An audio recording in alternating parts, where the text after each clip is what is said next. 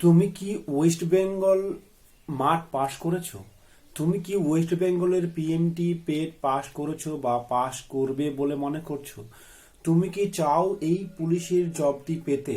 তাহলে তোমার জন্য আজকে আমি নিয়ে এসেছি যে কিভাবে, কখন, কি পড়লে, কত ঘন্টা প্রতিদিন পড়লে বা কি কি বুক লিস্ট পড়লে তুমি পাস করবে, তার সমস্ত কিছু, অর্থাৎ যে প্রিপারেশন টিপস বা তোমার ক্লাস রুটিন বা ডেলি রুটিন যেটা বলে, সেটি আজকে আমি তৈরি করে নিয়ে এসেছি তোমার জন্য। এই ডেলি রুটিন যদি তুমি ফলো করো তাহলে তোমাকে পাস করা থেকে আটকাতে কেউ পারবে না। আমি আইকে, ইউ ওয়াচিং আইকে স্টাডি। তো অবশ্যই ভিডিওটি কেমন লাগলো, সবার আগে ভিডিওটি শুরু করার আগে একটা ছোট্ট রিকোয়েস্ট, অবশ্যই চ্যানেলটিকে সাবস্ক্রাইব করো এবং তোমার যদি ভিডিওটি ভালো লাগে বন্ধুদেরকে শেয়ার করো, কারণ শেয়ার করলে তার উৎসাহ বাড়বে এবং তার উৎসাহ বাড়লে তোমার উৎসাহ বাড়বে। চলো দেখা যাক আজকের ভিডিওতে কি আছে। প্রথমে বলি যে 4টে সাবজেক্ট আছে, তার মধ্যে সব থেকে খতরনাক এবং বেঙ্গলি ছেলেদের জন্য অর্থাৎ বাংলার ছেলেদের জন্য সব থেকে ভয়ের বিষয় হচ্ছে ইংলিশ সাবজেক্ট। তাই তোমাকে বলবো, তুমি এই ইংলিশ সাবজেক্টে যদি স্কোর না করতে পারো ভালো, তাহলে কিন্তু তোমার চাকরির হাতছানি দেবে অথচ পাবে না। অর্থাৎ চাকরির দৌড়গড়ায় যেয়ে তোমার কিন্তু মানে অল্প জন্য 1 নম্বরের জন্য কাট আপে না আসতেও পারো। তবে কেমন হবে মেনের কাট আপ, সেই ভিডিওটি কিন্তু তুমি আমার ডিসক্রিপশন লিখে গেলে বা এই ভিডিও শেষে লিঙ্কের ভিডিও কাট আপের ভিডিওটি দিয়ে দেবো, যে 85-এর ভিতরে কাট আপ কত হবে এবং আউট অফ 100-এর ভিতরে কাট আপ কত হবে, সেটা কিন্তু আমি আলোচনা করব। তাই তোমাকে যেটা করতে হবে, ইংলিশের বিষয়টিকে খুব সুন্দর করে হ্যান্ডেল করতে হবে, খুব সহজেই যেন বেশি বেশি মার্কস পাওয়া যায় ইংলিশে, সেই বিষয়টা তোমাকে ধ্যান রাখতে হবে। তাই ইংলিশকে ভয় পালে চলবে না বা ইংলিশকে না পড়লে চলবে না, তাই ইংলিশ পড়তেই হবে প্রথম কথা।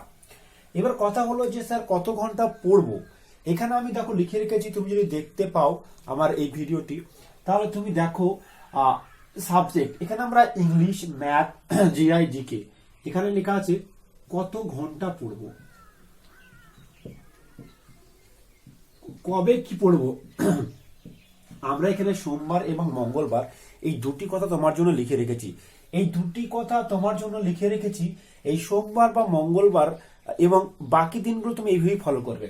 তুমি প্রথমে যেটা কাজ করতে হবে, তোমাকে মিনিমাম যেহেতু ইংলিশ তুমি এতদিন পড়োনি বা ইংলিশটাকে এতদিন ঝালাই করনি, তাই ইংলিশটা কিন্তু সব থেকে বেশি পড়তে হবে। তাই ইংলিশটা পড়তে হবে 3 ঘন্টা। ঠিক। ম্যাথ তোমাকে যেটা পড়তে হবে, ম্যাথ অবশ্যই এরপরে আসে, অবভিয়াসলি ম্যাথটা ইম্পর্টেন্ট, ম্যাথ পড়তে হবে 2.5 ঘন্টা।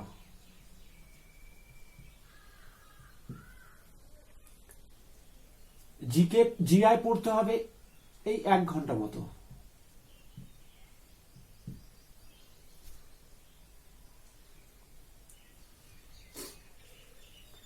আর এটা পড়তে হবে জিকে 2 ঘন্টা মতো।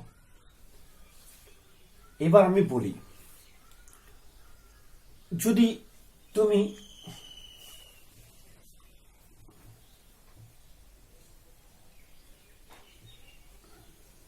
এটা 3 ঘন্টা।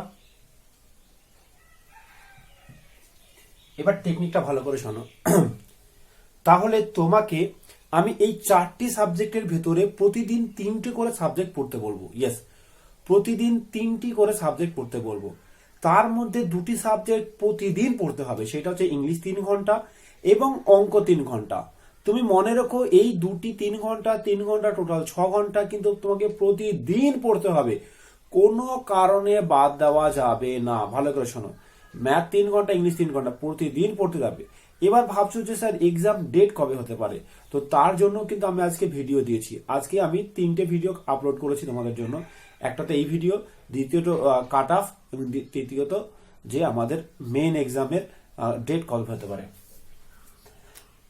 এবার আসি সোমবারে তাহলে তুমি অবভিয়াসলি ইংলিশটা পড়বে, ম্যাথটা পড়বে এবং প্রথমে জিআইটা শুধু প্র্যাকটিস করবে, যে জিআইটা প্র্যাকটিস করে কি করে পড়তে হবে সেটা করবে। তো জিআইটা প্র্যাকটিস করবে, এবার জিকেটা পড়বে। তাহলে আমি বললাম যে জিআইটা এই দিনে করতে হবে না, জিকেটা পড়তে হবে। তাহলে পড়া হলো 8 ঘন্টা। বুঝতেই পারছো? তাহলে আমি এখানে অপশন দিয়েছি, একদিন জিআই পড়বো, একদিন জিকে পড়বো, একদিন জিআই পড়বো, একদিন জিকে পড়বো। তাহলে ঠিক এইভাবে পড়তে হবে। তাহলে চলো এবার আমি আসি মঙ্গলবার। ভালো করে বুঝবে, কারণ তুমি যদি এই টিপসগুলো, এবার আমি অলরেডি লিখবো কিন্তু সকাল কটায় থেকে কটা পর্যন্ত পড়বে, রাত্রি কটায় থেকে কটা পর্যন্ত পড়বে, কখন রেস্ট নেবে বা কখন কি করবে, কখন কোন সাবজেক্ট পড়বে, ডিটেলসে আনবো।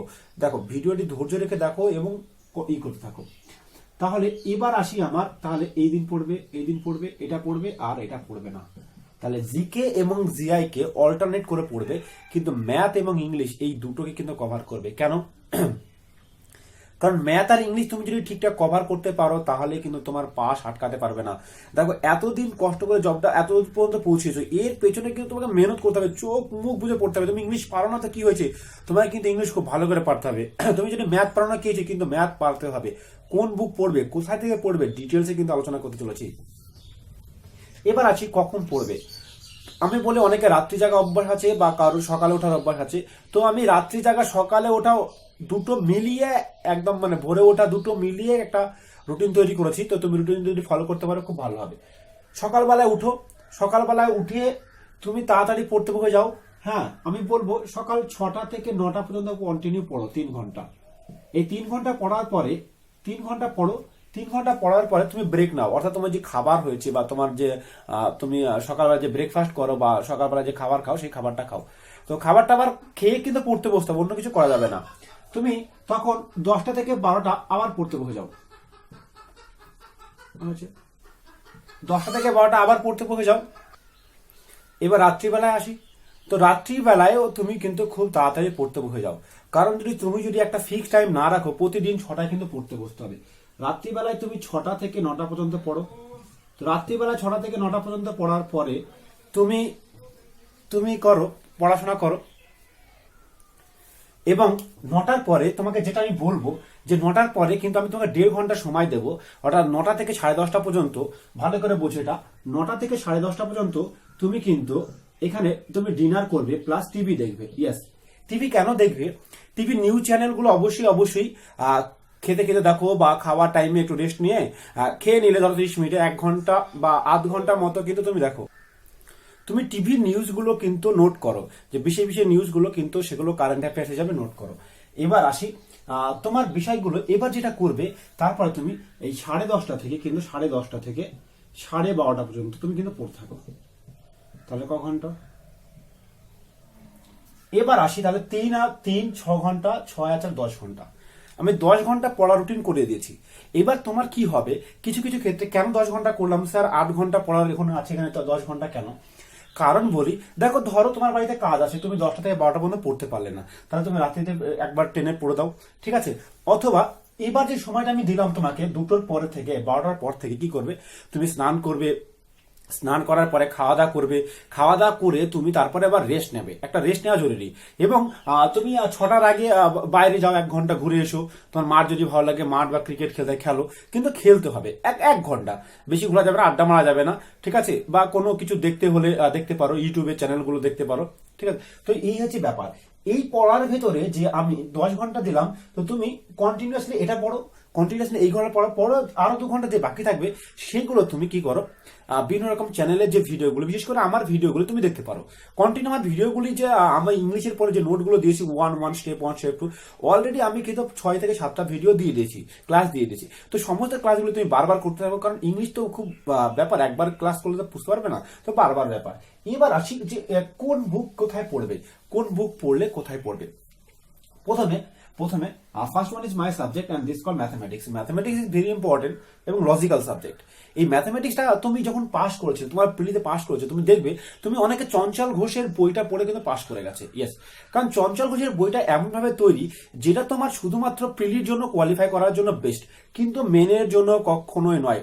কারণ মেনের প্রশ্নগুলো ঠিক ঘুরিয়ে ফিরিয়ে আসবে এবং প্রশ্নগুলো বেস থাকা উচিত এবং গভীরতা থাকা উচিত। তোমার ম্যাথে যদি গভীরতা না থাকে বা বেস ক্লিয়ার না থাকে, অর্থাৎ প্রাথমিক যে বেসটা সেই ক্লিয়ারটা যদি না থাকে, তাহলে কিন্তু তুমি কমন অঙ্ক পাবে না। কমন বলতে গদা ধরার নিয়মের যে অঙ্কগুলো আসে সেগুলো কিন্তু পাবে না। তো সেই নিয়মগুলো থেকে বাদ দেওয়ার জন্য তোমাকে করতে হবে সুবীর দাস। ইয়েস, সুবীর দাসকে কমপ্লিট করতে হবে। তোমার একটা উদাহরণ দিই, তুমি দেখতে পাবে যে চঞ্চল ঘোষের বইয়ে কিন্তু আয়তনের যেমন আমি এই ফিগারটা আঁকি, তোমরা যদি দেখো ফিগারটা আমি আঁকছি, এই ফিগারটার নাম তো নিশ্চয় জানো, চোং, ঠিক আছে? বা আয়তঘন বা কিউবয়েড, যেটাকে আমরা বলি কিউব বলি, তো এইসব ব্যাপারে তাদের যে আয়তন হয়, তাদের ফিগার কি হয়, তাদের কিন্তু মেনে একটা অঙ্ক আসবে, কিন্তু প্রিলিতে এই ধরনের অঙ্ক কিন্তু আসেনি। তাহলে বুঝতে পারলে, তাহলে চঞ্চল ঘোষের বই কিন্তু এইসবগুলো নেই, তোমাকে এইগুলো কিন্তু পড়তে হবে। তো সুতরাং তুমি কিন্তু সুবীর দাসের বইটা ফলো করো। এবার আসি জিকে। জিকে একটা বিশাল ভাইটাল ব্যাপার। জিকে তুমি অনেকে ভালো, দুটো বই আছে আমার কাছে। তুমি দেবদূতের অ্যাচিভার্স বলে একটা বই আছে, তো এটা তুমি দেখতে পারো। তুমি দেখতে পারো স্পেন্সার পিয়ারসনের, সরি, হ্যাঁ পিয়ারসনের। তো পিয়ারসনের একটা বই আছে, আর যেটা আমি WBCS এর জন্য, প্রিলির জন্য তৈরি। তবে এই বইটা তুমি যদি কভার করতে পারো 100% তুমি জিকে কমন পেয়ে যাবে। এই বইটা এমন ধরনের বই। এবার সেই জিআই। তো জিআই বাংলা, যদি বাংলা ভার্সন নিতে চাও তাহলে ভালো। তো বাংলা ভার্সনে একমাত্র সুবিধা ছাড়া অন্য কোনো বই প্রশ্ন আসে না জিআই এর জন্য। তো এই জন্য জিআই। এবার আসি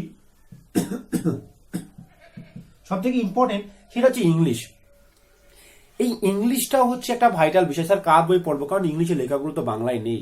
তোমাকে আমি বলবো, তুমি কি ইংলিশে দুর্বল, তুমি কি চাও ইংলিশে ভালো স্কোর করতে, তুমি কি চাও বাংলা ইংলিশের মাধ্যমে বুঝিয়ে লেখা থাক, তাহলে আমি বলবো তুমি আমার নোটটা দেখতে পারো। ইয়েস, আমার তরফ থেকে আমার আইকে শালিকের তরফ থেকে একটি ইংলিশের ওপরে স্পেশাল নোট করা হয়েছে। স্পেশাল নোটের বৈশিষ্ট্য কি? স্পেশাল নোটটি হাতে লেখা আছে, আর তুমি ইডিয়ামস কি করে পড়বে তার ডিটেলস দেওয়া আছে। ইডিয়ামস পড়ার টেকনিক, বা একটা ইডিয়াম দেখে কি করে পড়বে তার টেকনিক দেওয়া আছে। কি করে 1000 ওয়ার্ড মুখস্থ রাখবে, বা মুখস্থ রাখার কৌশল কি, খুব সহজেই কয়েকটা শব্দকে মনে রাখলেই 1000 ওয়ার্ড মনে রাখা যায়। বা সিনোনিম অ্যান্টোনিম কি করে দেখে বুঝবে যে সিনোনিম মানে এই ব্যাপারটা হয়। যেমন ডিসঅ্যাডভান্টেজ, এই ডিস কথাটার মানে কি? এই ডিস কথাটার মানে হচ্ছে নেগেটিভ, তাই অ্যাডভান্সের নেগেটিভ যেটা, অর্থাৎ অ্যাডভান্স নয়। তো এই কথাটা কিন্তু কি করে বুঝলাম, এইখানে অনেক রকম কথা, যেমন বাইগামি মানে হচ্ছে বাই মানে দুটো হয়, দুই হয়, বাই মানে দুই। তাহলে তুমি এটা শিখে গেলে বাই মানে দুই। তাহলে ঠিক এমন ভাবে অনেকগুলো ওয়ার্ড আছে যেগুলো শিখে গেলেই কিন্তু খুব সহজেই মনে শেখা যাবে। বা ইডিয়াম, কমন এরর কিভাবে ডিল করবে, তার বিশ্লেষণ কেমন হবে, কেমন ভাবে তুমি অন্যান্য গ্রামাটিক্যাল পোর্শন ডিল করবে, তার সমস্ত কিছু নিয়ে আমি হাতে লিখিয়েছি। 100-এর বেশি পেজ হাতে লেখা আছে, এবং আরো 50টা বা 100টা পেজ কালেক্টেড করা আছে। এই মিলিয়ে একটা ম্যাটেরিয়াল তৈরি করেছি। তুমি যদি এই ম্যাটেরিয়ালটি পেতে চাও, তাহলে প্রথমে ফ্রি স্যাম্পলটি দেখো। ইয়েস, তোমাকে ম্যাটেরিয়াল নিতে হবে না, তুমি শুধু ফ্রি স্যাম্পলটি, যেটা আমরা ফ্রি দিচ্ছি তোমাকে, ফ্রি যে স্যাম্পলটা আছে সেটা তুমি নিয়ে নাও। ফ্রি স্যাম্পল পেতে গেলে তোমাকে আমাদের হোয়াটসঅ্যাপ নাম্বার, তুমি নিচে দেখতে পাচ্ছ আমি পুরো লিখেছি হোয়াটসঅ্যাপ নাম্বার 7076650708। এই নাম্বারে তুমি আমাকে বলো যে ইংলিশের ফ্রি স্যাম্পল চাই, তুমি সঙ্গে সঙ্গে ফ্রি স্যাম্পলটা দিয়ে দিবো। তারপরে এটা তুমি পেয়ে যাবো। তুমি দাম ভাবছো, দেখো মার্কেটে কিন্তু 40 টাকা, 50 টাকা, 100 টাকার বই পেয়ে যাবে। কিন্তু যেহেতু এইটা একদম সেই বইগুলো কিন্তু জাস্ট টুকে দেওয়া, আর কিছু না। কিন্তু আমার এইগুলো নিজস্ব খাটনি করে এবং এক্স্যাক্টলি চাকরি পাওয়ার জন্য তৈরি হয়েছে, তাই এটার দাম তো অবশ্যই বেশি হবে। প্রথমে আমরা দাম রেখেছিলাম 500 টাকা, কিন্তু বন্ধুদের রিকোয়েস্টে বা অনেকে আমার সাবস্ক্রাইবার রিকোয়েস্টে সেই দামটা আমি কিন্তু 350 টাকা রেখেছি। সুতরাং পেতে গেলে তুমি যে চ্যানেলে অ্যাড দেখছো, বা আমার চ্যানেলে যখন যে অ্যাড দেখছো, তাহলে 7076 নাম্বার হোয়াটসঅ্যাপ নাম্বার ফ্রি স্যাম্পলটা নিয়ে নাও, এবং তুমি আমার নোটটা নিলে তুমি গ্যারান্টি করে পাস করবে। ঠিক আছে, তো আমি ভিডিওটা বাড়াচ্ছি না, তুমি স্যাম্পলটা অবশ্যই কালেক্ট করে নাও, এবং টাকা পেড করে পুরোপুরি নোটটা নিয়ে নাও। Thank you for watching my video. This is আইকে।